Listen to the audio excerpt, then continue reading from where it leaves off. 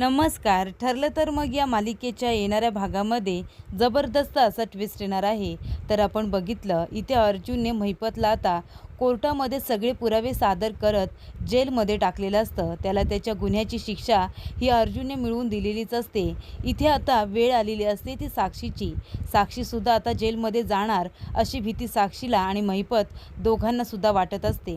आता महिपतचा खोटारडेपणा सगळ्यांसमोर आलेला असतो आणि तो चैतन्याच्या समोर सुद्धा आलेला असतो.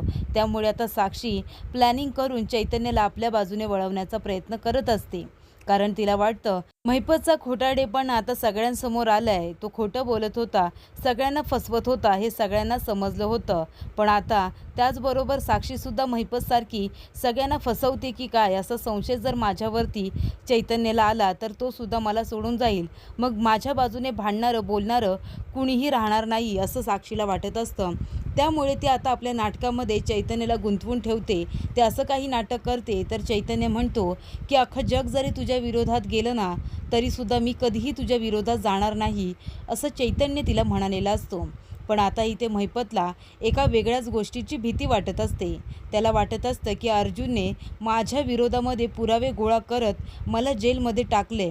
आत्तापर्यंत कुणाची हिंमत झाली नव्हती मला जेलमध्ये टाकायची, पण अर्जुन सुभेदारने ते करून दाखवले आणि त्याच्या बायकोने त्याची मदत केलेली आहे. खूपच हुशारीने तिने ते पुरावे मिळवले आणि तिने ते पुरावे अर्जुनला देत मला आता जेलमध्ये टाकलेलं आहे. मला माझ्या गुन्ह्याची शिक्षा दिली. तेव्हा आता महिपतला वाटत असतं माझ्यासारखी माझ्या मुलीला शिक्षा मिळायला नको. आता मी प्लॅनिंग करायला मी माझ्या मुलीच्या बरोबर नाही आहे. तेव्हा आता माझ्या मुलीला वात्सल्य आश्रम मर्डर केसमधून बाहेर काढण्यासाठी आता मी तिचा सपोर्ट करायला नाही आहे. तेव्हा ती आता हे सगळं कसं काय मॅनेज करेल असा प्रश्न आता महिपतला पडलेला असतो. तेव्हा आता महिपत साक्षीला भेटायचं कसं याचा विचार करत असतो आणि आता साक्षी महिपतला भेटायला जाते. चैतन्यासमोर ती नाटक करत असते की अण्णा तुम्ही असं का केलं, का तुम्ही एवढं मोठं प्रतापच्या विरोधामध्ये कारस्थान रचलत, याची काय गरज होती, हे सगळं का केलं तुम्ही. आता सगळे लोक माझ्याकडे सुद्धा संशयाने बघतायत. तेव्हा इथे महिपत म्हणत असतो की ते सगळं जाऊ दे, आता मी काय सांगतोय ते ऐक. तेव्हा चैतन्य बाहेर गेलेला असतो. तेव्हा महिपत म्हणत असतो की साक्षी आता तुला ह्या वात्सल्य आश्रम मर्डर केसमधून जर बाहेर पडायचं असेल ना तर तुलाच हुशारीने काम करावं लागेल आणि त्याआधी तुला एक काम करावं लागेल. जी आपण बॉडी वात्सल्य आश्रम मर्डर केसच्या बाहेर जी लपून ठेवली आहे ना तिथे आता ती लोक पोचायच्या आधी ती बॉडी तिथून हलवायला सांग. आपल्या लोकांना कामाला लाव. ती डेड बॉडी आधीच मी माझ्या माणसांना हलवायला सांगितली होती, पण तेव्हा तो अर्जुन तिथे पोहोचला होता आणि ते काम अर्धवट राहिलं होतं. पण आता तो अर्जुन पुन्हा तिथे जाईल. वात्सल्य आश्रमामध्ये तुझ्या विरोधामध्ये काही पुरावे मिळत आहेत का ते बघण्यासाठी अर्जुन पुन्हा तिथे जाईल. तेव्हा आपण जिथे रोप लावलंय ना तिथे तो शोधण्याचा नक्कीच प्रयत्न करेल. म्हणून मी तुला म्हणतोय की काही कर पण ती डेड बॉडी तिथून हलव. तिथे त्या डेड बॉडीचे जे काही अवशेष असतील ते तिथून गायब करायला सांग. हे एवढं काम कर, नाही तर तू त्या प्रकरणामध्ये अडकशील. तेव्हा साक्षी म्हणत असते अण्णा पण तुमच्याशिवाय हे काम मी कसं काय करणार आहे. तेव्हा इथे महिपत म्हणत असतो की ते काम आता तुलाच करावं लागेल. आणि मग जेव्हा साक्षी नागराजची मदत घेते, दोघंजणं रात्रीचे वात्सल्य आश्रममध्ये जाऊन तिथे बॉडी ठेवलेली असते तिथे खोदकाम करायला लागतच असतात. आणि तेवढं ते चैतन्याला साक्षीवरती संशय आलेला असतो आणि तो सुद्धा तिच्या मागे मागे त्या दोघांचा पाठलाग करत आलेला असतो आणि त्या दोघांना रंगेहात पकडतो.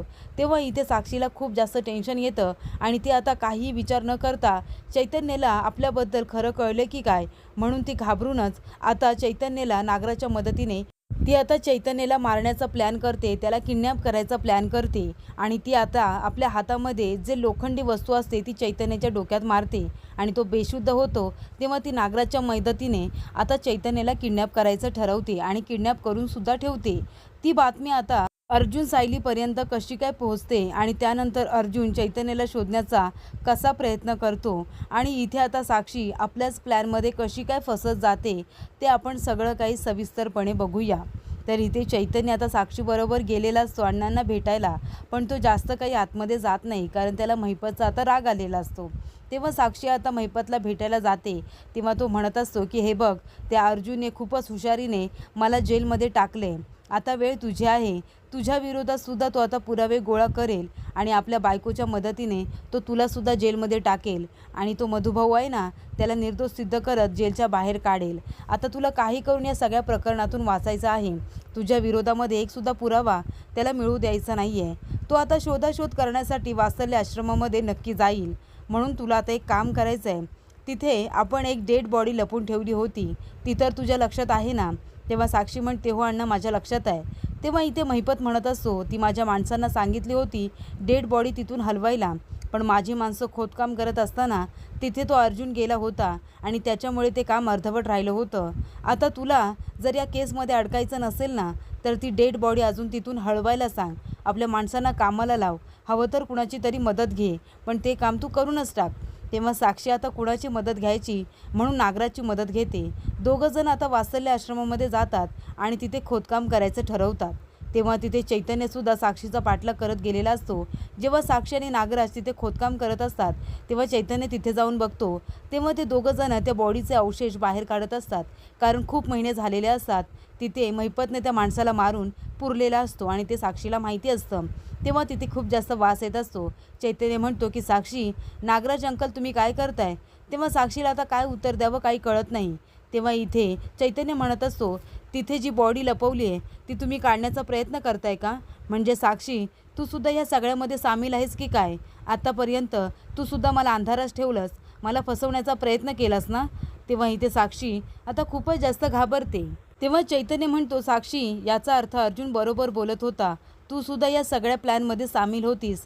म्हणूनच इथे जी डेड बॉडी लपवली होती ती आम्हालासुद्धा माहिती होती, पण आम्ही शोधलं तर आम्हाला तिथे काहीच सापडलं नव्हतं.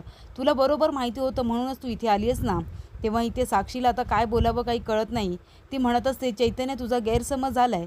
तेव्हा चैतन्य म्हणतो की माझा गैरसमज झाला होता, पण आता तुझं खरं चेहरा, तुझं खरं सत्य माझ्यासमोर आलं आहे. या सगळ्या प्लॅनिंगमध्ये नागराज अंकलसुद्धा तुला मदत करतायत का? त्यांचा या सगळ्याशी काय संबंध आहे असा प्रश्न त्याला पडलेला असतो. तेव्हा नागराज म्हणतोय, नाही आहे, मला माहिती नव्हतं ही मला इथे कशासाठी घेऊन आली आहे. तेव्हा इथे आता साक्षी काही बघत नाही आणि सरळ चैतन्याच्या डोक्यामध्ये एक लोखंडी वस्तू मारते आणि त्याला बेशुद्ध करते आणि नागराजला म्हणते की आता याच्यासमोर आपलं सत्य आलं आहे, तेव्हा आपण ह्याला आता किडनॅप करून ठेवूया. त्याला एका अशा जागेवरती घेऊन जाऊया आणि बंद करून ठेवूया ना, तिथपर्यंत अर्जुन आणि सायली कुणीही पोचता कामा नये. तेव्हा इथे साक्षी आणि नागराज चैतन्याला घेऊन एका लांब ठिकाणी जातात आणि तिथे त्याला बंद करून ठेवतात, कारण साक्षीचं सत्य चैतन्याच्या लक्षात आलेलं असतं. त्यानंतर रविराज काका आता चैतन्याची खूप वाट बघत असतात. खूप दिवस झालेले असतात. चैतन्य काही ऑफिसला येत नसतो, त्याच्याबरोबर काही कॉन्टॅक्ट होत नसतो. तेव्हा रविराज काकांना काळजी वाटते आणि ते आता इथे अर्जुनची मदत घ्यायचं ठरवतात. तेव्हा रविराज काका अर्जुनला म्हणतात की अर्जुन, खूप दिवस झाले चैतन्य ऑफिसला आलेला नाही आहे. त्याच्याशी मी बोलण्याचा प्रयत्न करतोय, पण फोनसुद्धा लागत नाही आहे. आणि त्याचबरोबर मी घरी त्याला भेटायला गेलो होतो तेव्हा तो घरीसुद्धा नव्हता. साक्षीला विचारलं तर साक्षी म्हणाली की तिलासुद्धा खूप दिवस झाले त्याने फोन केलेला नाही आहे. तेव्हा आता चैतन्यबरोबर काय झालं असेल? तेव्हा अर्जुनच्या लक्षात आलेलं असतं. तो म्हणतो, काळजी करू नको सिनियर, आपण लवकरच चैतन्याला शोधून काढूया. तेव्हा अर्जुनला आता कुणावरती संशय आलाय हे तो रविराज काकांना सांगत नाही. तो घरी येतो आणि सायलीला घडलेला प्रकार सांगतो. तेव्हा तो खूपच जास्त इमोशनल झालेला असतो. तो म्हणतो की चैतन्यासोबतसुद्धा काही वाईट घडायला नको आहे. तेव्हा सायली म्हणते की सर, तुम्ही काळजी करू नका, तुमच्यासारखा मित्र असेल ना तर चैतन्य सरांना काही होणार नाही. तेव्हा अर्जुन म्हणतो, मला माहिती आहे हे साक्षीचंच कारस्थान आहे. मला असं वाटते चैतन्यालासुद्धा साक्षीच्या गुणांबद्दल सत्य कळलं असेल आणि म्हणूनच तिने त्याच्याबरोबर काहीतरी वाईट तर केलं नसेल ना? तेव्हा इथे सायली म्हणते, नाही सर, ती तेवढं काही करणार नाही. तेव्हा इथे अर्जुन म्हणतो की आपण एक काम करूया, आता आपण चैतन्याचा शोध घेऊया. मला असं वाटते की साक्षीने कुणाच्या तरी मदतीने त्याला किडनॅप वगैरे तर करून ठेवलं नसेल ना, कारण चैतन्याचे नातेवाईक तर कोणीच नाही आहेत, तो त्यांच्याकडे जाईल. तेव्हा सायली म्हणते, त्यांचे नातेवाईक नसले म्हणून काय झालं? तुम्ही त्यांचे नातेवाईक आहात ना, तुम्ही त्यांचा शोध नक्की घ्याल, मला माहिती आहे, आणि या शोध घेण्याच्या प्रक्रियेमध्ये मी सुद्धा तुमची मदत करेन, असं सायली आता अर्जुनला म्हणत असते.